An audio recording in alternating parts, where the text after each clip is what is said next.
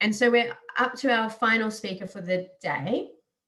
And as Wai Kyung mentioned earlier, the UCLH BRC is working hard to make sure that the data from the patients, which is the most important part of this clinical informatics potentially, the patients are involved as well. So we have Ros Yu, who is the head of PPIE, Patient and Public Engagement and Involvement, and the Research Communication Lead for the UCLH BRC. And she's going to talk to us about the Your Data, Our Challenge conundrum with patients. So Ros, I'll leave it over to you. Just have to unmute yourself. Yeah, perfect. Thank you. Am I okay to share my screen in a second? Go ahead, it'll be absolutely great. Fantastic. As you said, I'm Ros Yu and I'm Patient and Public Head of PPI and Research Communications at the Biomedical Research Centre. We have a patient and public involvement theme that is tasked really with developing the involvement of patients in research and not only making the involvement happen, but it happens well across UCLH and UCL. So I'll just give you a brief overview of what we've been up to and the YDoc initiative. So I'm not sure that it's happening. Does that come up? Yes, perfect. I can see that nice and clearly. Thank you. So just a brief overview. I mean, I guess the reason why patients should have a say about how their data is used is largely to do with not who owns the data, but it is data about them. And there's sort of several motivations, but I think transparency is one of the most important. A lot of our work so far with patients and the public has revealed that people say to us, just be transparent about how you are using my patient data.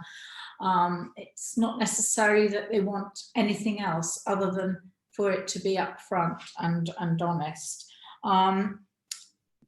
The other thing is, I mean, I guess there is a motivation for it to be acceptable, the way that data is used in research.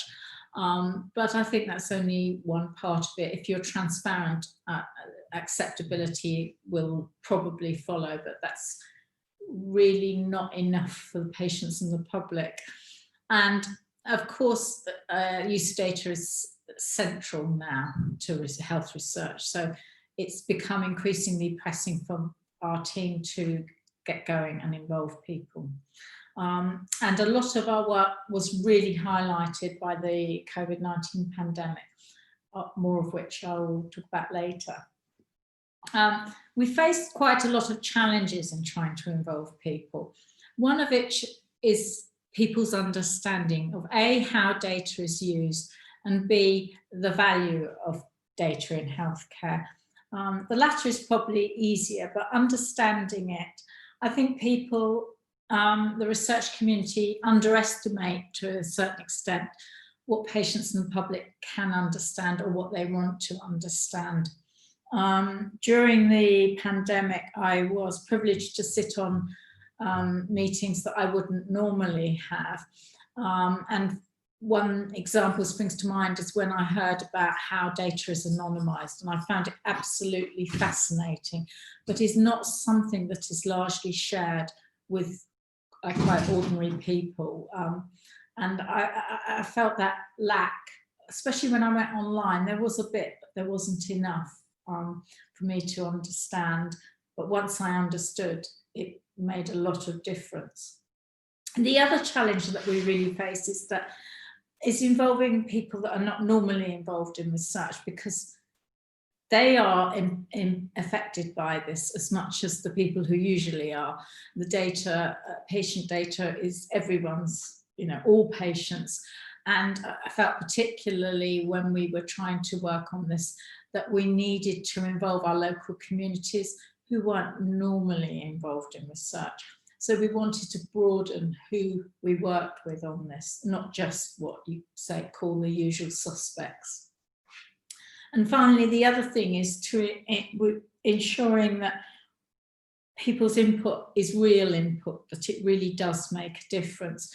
I think it's quite easy to listen to people and they say, yes, that's okay. No, I'm worried about, I don't know how NHS works with pharmaceutical companies, but what happens next? And I think that is a real question that people working in this area really need to address. And it was certainly a challenge that we found. Our team got together with quite a lot of other teams across UCLH and UCL who were dealing with these things and trying to get patient input. And so this is where Your Data, Our Challenge happened. And actually, I think the title probably reflects what we felt was our challenge.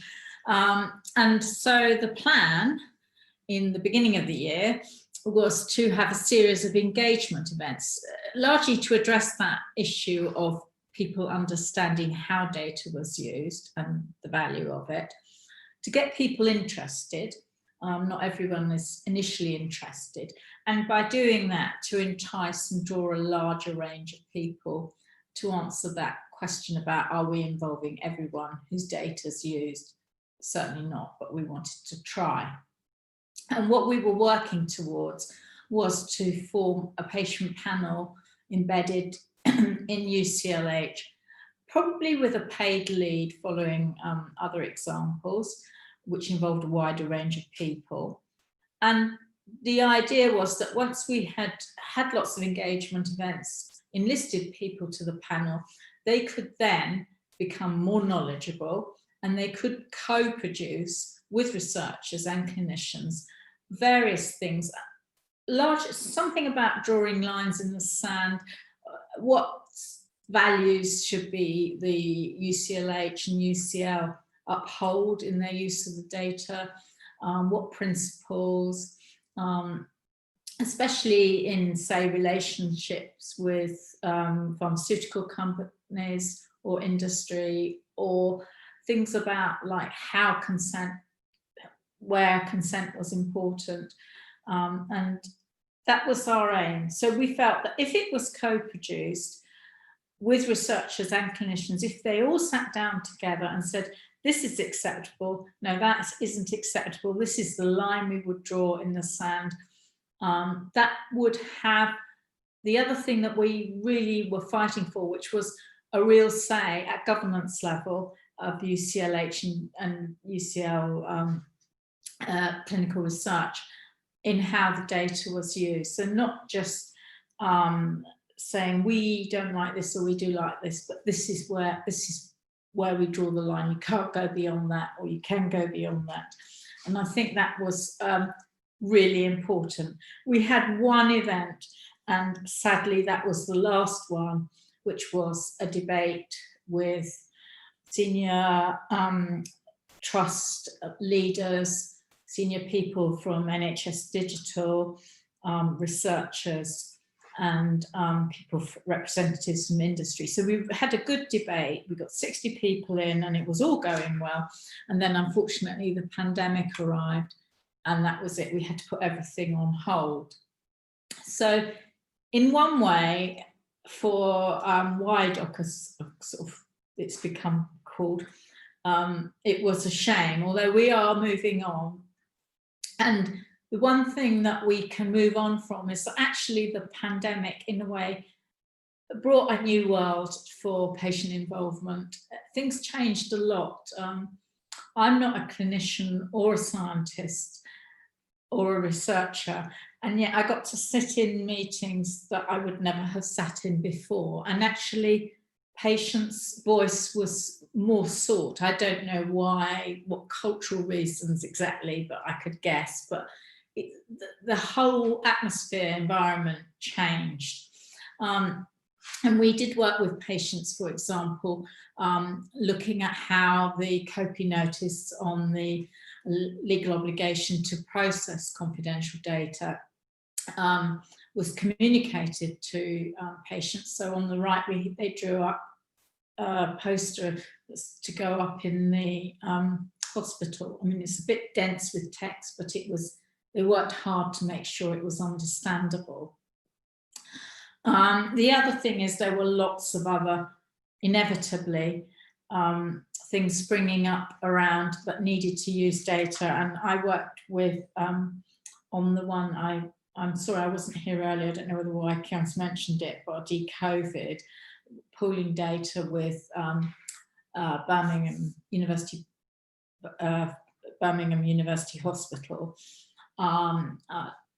That was really exciting for me, and I saw some things where patients were involved in a way they had never been involved in before, and I can't underestimate, I can't overstate how important it was for PPI. The most important thing, I think, was that COVID had highlighted to patients in a way that was never seen before, was the value of data. So we had a video of one of the co-directors of deCOVID talking about what it's like to be intensive care, faced with patients with a disease that they hadn't been trained in, there wasn't any evidence. And it was a really powerful video. We, for example, used it with a community group. And one man said, "Oh God, I feel so sorry for that poor woman." So it was a very powerful argument for the value. You could just suddenly see laid out before you why data was so important. The other exciting thing about the deCOVID project, where data was pooled, is that the structure involved a data trust committee, which was a panel of patients. So any request for access for data goes to the scientific steering committee, but that data trust committee has ultimate approval that it's ethically acceptable and for the benefit of patients, that granting of access. I think it was one thing that would have been really great for that data trust committee is if we had had more work in drawing lines in the values of what was acceptable and what wasn't. But one thing I would say to everyone is please never underestimate the capacity of people to understand really quite complex things. So we had a patient group looking at whether it was acceptable for more coarsened, less coarsened data, you know, things that none of us had ever heard of, this strange language, and they got it, they got it. So it was a very powerful example. So if we move to the future, YDoc's still going on, still moving, trying to do things remotely, but suddenly there's lots of work using patient data, and we're needed more and more, and we've kind of run out of time. So what we're trying to do is coordinate and support every initiative where input is needed. So we're forming a pool of people, hopefully an embryonic panel and even a data trust committee. And that's where we're at the moment. So I would say, you know, please tell us about everything that's happening, and we hopefully will have people available. But I hope that gave you a brief overview of what we've been up to. That's great. Thank you so much, Ros. Yeah, I guess without the patient's data, there wouldn't be the clinical informatics to go forward. So really important part of it. I'm not sure if there's any questions currently. I guess it's interesting that there's been a change with COVID-19, and when I was thinking about it, one thing was, do you think that change came from it being like a national, COVID-19 being something that could affect everyone in the country? It didn't really matter if you were young or old, that everyone potentially had a part to play. And how do you think it's around that, and versus like a certain disease where, oh, I'm not at risk of getting cystic fibrosis, so why would I give my data to help something along those lines?